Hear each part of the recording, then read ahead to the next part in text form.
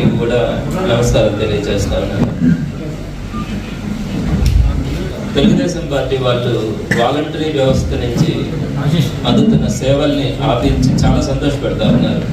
వారు మొదటి నుంచి కూడా ఈ వాలంటరీ వ్యవస్థ ఉండకూడదు, మరలా ఆ స్థానంలో వారు ఏదైతే గతంలో జన్మభూమి కమిటీలు ప్రవేశపెట్టారో ఆ జన్మభూమి కమిటీలను మరలా తీసుకురావాలన్న ఆలోచన మొదటి నుంచి కూడా వాళ్ళు చేస్తూ అందులో భాగంగా ఈరోజు కోర్టుకు వెళ్ళి ఈ వాలంటరీ వ్యవస్థ ద్వారా ప్రజలు పొందుతున్నటువంటి సేవలని ఆపించడం చాలా దుర్మార్గమైనటువంటి విషయం. ఇందులో వారు ఫీల్ అవుతున్నది ఏంటంటే 2,60,000 మంది ఉన్నటువంటి వాలంటీర్స్ని అవమానించాము, వారి యొక్క సేవలను ఆపించాము అనుకుంటున్నారు.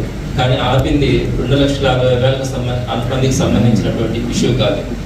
సమాజంలో 90% అంటే 1,60,00,000 కుటుంబాలలో 1,41,00,000 కుటుంబాలు ఈ వాలంటరీ సేవలని పొందుతూ ఉన్నారు. ఈ 1,40,00,000 కుటుంబాలన్నింటినీ కూడా అవమానించారు, ఇబ్బంది పెట్టారు. ఈరోజు చంద్రబాబు నాయుడు గారి వాస్తవ మనస్తత్వం ప్రజలందరికీ కూడా తెలిసింది. సామాన్యుల పాలిట ఆయన ఎంత కర్కశంగా ఉంటారు, కనీసం కనికరం కూడా ఉండదు అనే అభిప్రాయం ఆయనకున్నటువంటి అభిప్రాయాన్ని ఈరోజు ప్రజలందరూ కూడా మరొకసారి తెలుసుకోగలిగినారని మీ ద్వారా నేను తెలియజేస్తా ఉన్నాను. ఇకపోతే నేను ఇటీవల నారాయణ గారి మీద ఒక ప్రెస్ మీట్ పెట్టి ఆయన ఏదైతే అభివృద్ధి చేశాను అనే అబద్ధం మోసపు మాటలు చెప్తున్నారో దాని గురించి నేను మీ ద్వారా ప్రజలందరికీ కూడా వివరించడం జరిగింది. నేను చెప్తున్నాను, ఆ రోజు చెప్పినటువంటి ప్రతి మాట కూడా నేను వాస్తవాలే తెలియజేశాను. కానీ నారాయణ గారు ఒకే రోజు సుమారుగా 8 మంది దగ్గర ప్రెస్ మీట్లు పెట్టించి నన్ను నోటుకు వచ్చినట్టు తిప్పించారు. నేను నారాయణ గారిని ఒకటే అడుగుతూ ఉన్నాను, మిమ్మల్ని నేను చాలా గౌరవంగా సంబోధిస్తున్నాను, చాలా గౌరవంగా కూడా మాట్లాడుతున్నాను. మీకు అర్హత లేకపోయినా గౌరవ ముఖ్యమంత్రి గారిని నోటుకు వచ్చినట్టు మాట్లాడుతున్నారు. రాక్షసుడని, సైకో అని మీకు నోటికి ఎంత వస్తే అంత మాట్లాడుతున్నారు. అయినా కూడా మేము ఎవ్వరం కూడా మిమ్మల్ని పల్లెత్తు మాట మాట్లాడి తిట్టట్లేదు. కానీ నేను మిమ్మల్ని మీరు చేసినటువంటి అబద్ధ ప్రచారాలు ఏవైతే ఉన్నాయో అంకెలతో సహా మీకు నేను వాస్తవాలు తెలియజేస్తే మీరు నోటికి వచ్చినట్టు తిట్టిస్తున్నారంటే మీ సంస్కారం, మీ సంస్కృతి అర్థమవుతుంది ప్రజలందరికీ కూడా. మీ ఒరిజినాలిటీ ఈరోజు నెల్లూరు ప్రజలు అర్థం చేసుకుంటున్నారు. మీలో లోపల ఉన్నటువంటి అపరిచితుడు ఎలా ఉంటాడు అన్నది ప్రజలందరూ కూడా చూస్తున్నారు. ఏంటి అంత అవసరం, అంత అహంకారం ఏంటి, ఏం మాట్లాడారు? ఒకవేళ నేను మాట్లాడితే పలానాది తప్పుందని చెప్పండి. నెల్లూరు ప్రజలు ఈ సంస్కృతిని నచ్చరు అని నేను మీకు తెలియజేస్తా ఉన్నాను. ఇకపోతే నేను ఆ రోజు ఏదైతే కొన్ని పాయింట్స్ చెప్పినానో సుమారుగా నేను 15 పాయింట్స్ని మీ దృష్టికి తీసుకురావడం జరిగింది. ఆ 15 పాయింట్స్కి నేను కట్టుబడి ఉన్నాను. అవన్నీ కూడా నిజాలు. నేను ఒక్కసారి బ్రీఫ్గా నేను చెప్పిన ప్రతి మాటకి కట్టుబడి ఉన్నాను, అవి వాస్తవాలు అని నేను మరొకసారి నేను మీ దృష్టికి తీసుకొని వస్తున్నాను. అందులో భాగంగా మొట్టమొదటిది, సుమారుగా 70 సంవత్సరాల క్రితమే నెల్లూరు నగర నియోజకవర్గంలో ప్రస్తుతం 28 డివిజన్లు ఉంటే 13 డివిజన్లలో 70 సంవత్సరాల క్రితమే అండర్ గ్రౌండ్ డ్రైనేజ్ నేటికి కూడా చక్కగా ఉంది. రెండో పాయింట్, మీరు ఆ 13 డివిజన్లని వదిలేసి మిగిలిన 15 డివిజన్లలో మాత్రమే మీరు అండర్ గ్రౌండ్ డ్రైనేజీ పనులు ప్రారంభించారు. మూడవది, మీరు అండర్ గ్రౌండ్ డ్రైనేజీకి అయితేనేమి, వాటర్ ఫెసిలిటీకి అయితేనేమి ₹1 కూడా రాష్ట్ర ప్రభుత్వ సహకారం నిధులు తీసుకురాకుండా పూర్తిగా హడ్కో నుంచి 11% రేట్ ఆఫ్ ఇంట్రెస్ట్తో 830 కోట్ల రూపాయలు అప్పులు చేశారు. ఇది వాస్తవం. అలానే ఇందులో 430 కోట్లు అండర్ గ్రౌండ్ డ్రైనేజీకి, వాటర్ సిస్టమ్కి 400 కోట్లని మీరు అప్పుగా తీసుకున్నారు. తర్వాత ఇకపోతే ఈ అండర్ గ్రౌండ్ డ్రైనేజ్ సిస్టమ్ గురించి నేను చెప్పాను. 8.8004% ఎక్సెస్ అంటే 45.69 కోట్ల ఎక్సెస్కి మీరు పనులు చేయించారని. కానీ మీరు అది అబద్ధం అని చెప్తున్నారు. నేను దానికి సంబంధించినటువంటి ఎవిడెన్స్ను కూడా నేను మీకు చూపిస్తున్నాను. అండర్ గ్రౌండ్ డ్రైనేజీ పనులకి 8.8004% ఎక్సెస్ అంటే 45.69 కోట్లు. అలానే వాటర్ సిస్టమ్కి మరో 19.48 కోట్లు ఎక్సెస్గా మీరు పనులు చేయించడం జరిగింది.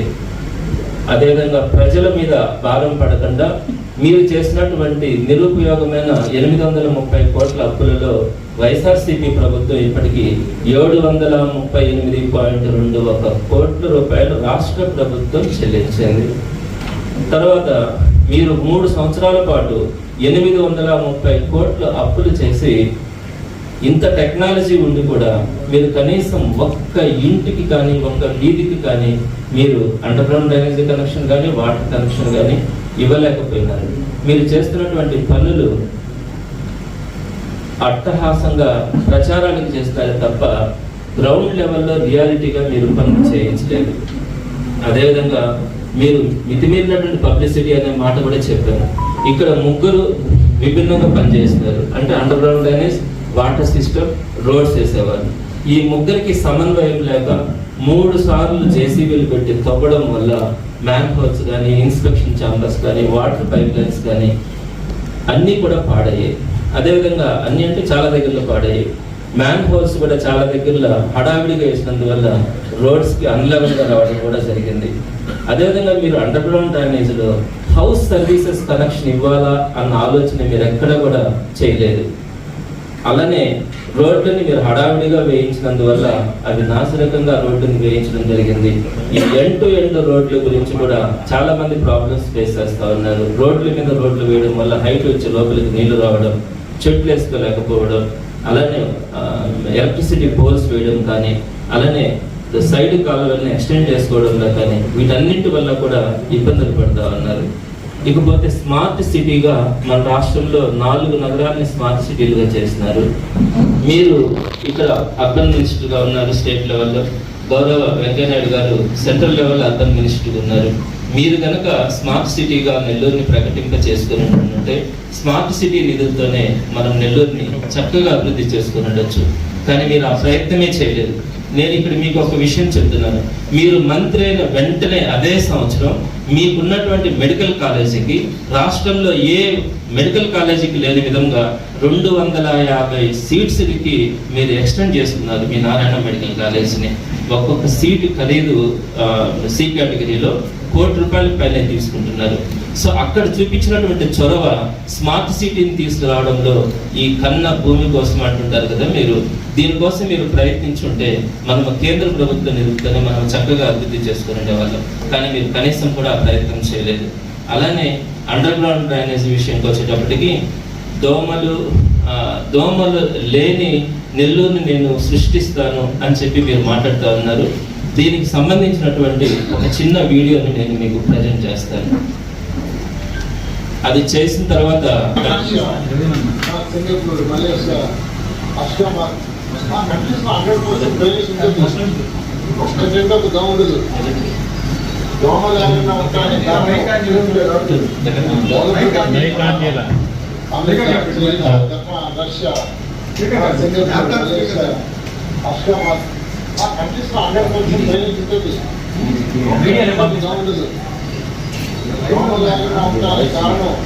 దోమలు లేని నగరం కావడానికి కారణం ఒక్కటే చేయాలంటే అండర్ గ్రౌండ్ స్టోరేజ్. అంతేకాని కాలంలో ముందు బట్టి అప్పుడప్పుడు కాలంలో తీసుకుపోతుంది.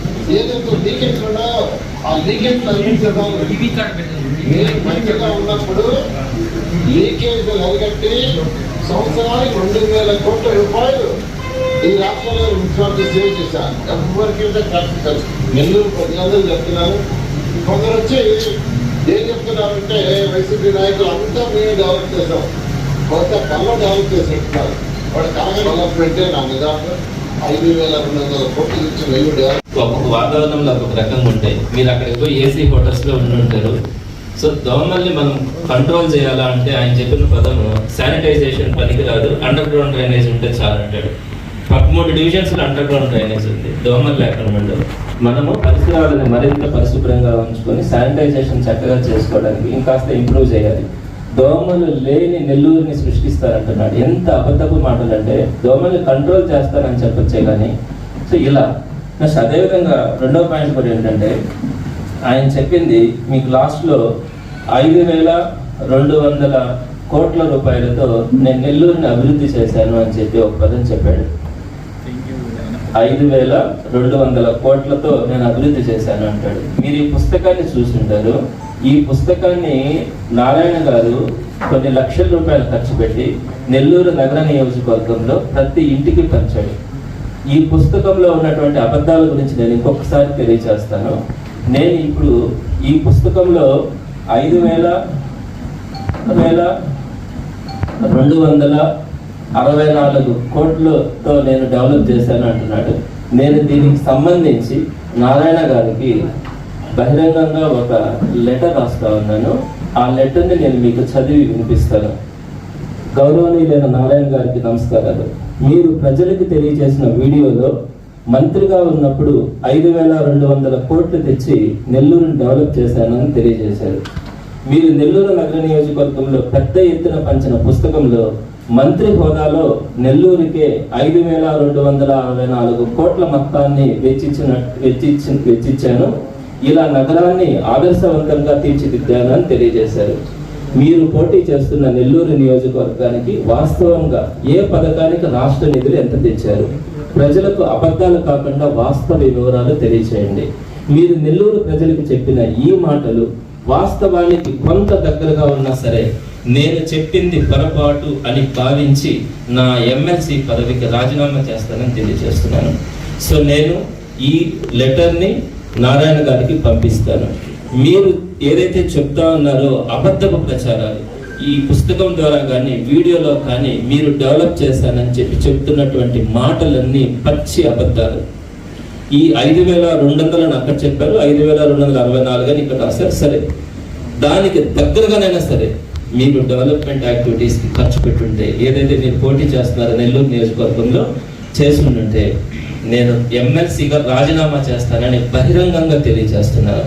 మేము చేసినటువంటి పనులు ఏదైతే సర్వేపల్లి కెనాల్ డెవలప్మెంట్ కానీ, ఆ పక్కనే ఫ్లైఓవర్ కానీ, అటుపక్క జాఫర్సాగర్ కెనాల్ డెవలప్మెంట్ కానీ, సెట్టుకుంట రోడ్డు కానీ, మైపాడు రోడ్డు కానీ, అటుపక్క పోతే వెంకటేశ్వరపురం దగ్గర అక్కడ డెవలప్మెంట్ కానీ, అదేవిధంగా మనం కంప్లీట్ చేసుకున్నటువంటి నెల్లూరు ప్యారేజీ కానీ, అలానే అర్బన్ హెల్త్ క్లినిక్స్ కానీ, ఘోష హాస్పిటల్ కూడా మేము 2 కోట్లతో పూర్తి చేశామని రాశారు. ఎంత పచ్చి అబద్ధం అంటే దీంట్లో ఉండే మాటలన్నీ నేను ఇంకొకసారి దీని గురించి వివరిస్తాను. ఇలా మనం చేసినటువంటి నెల్లూరు అభివృద్ధికి వైఎస్ఆర్సీపీ ఎంత నేను చెప్పింది ప్రతి ఒక్కటి కూడా నెల్లూరు సిటీ కాన్స్టిట్యున్సీ గురించి మాత్రమే చెప్పాను. అదేవిధంగా నెల్లూరు జిల్లాకు కూడా వైఎస్ఆర్సీపీ ప్రభుత్వం, అలానే రాజశేఖర రెడ్డి గారు కానీ ఆ ఫ్యామిలీ నెల్లూరు జిల్లాకి ఎంత డెవలప్ చేస్తుంది అనేది కూడా నేను ఈ మధ్య వివరించాను. ఇవన్నీ కూడా కళ్ళకు కనిపించే వాస్తవాలు. మీరు ఏదైతే అబద్ధాలు చెప్తున్నారో ప్రతిదీ కూడా మీకు అలవాటు. మొట్టమొదటి నుంచి కూడా అబద్ధాలు, మోసం చేయడం ఇవన్నీ కూడా మీకు అలవాటు.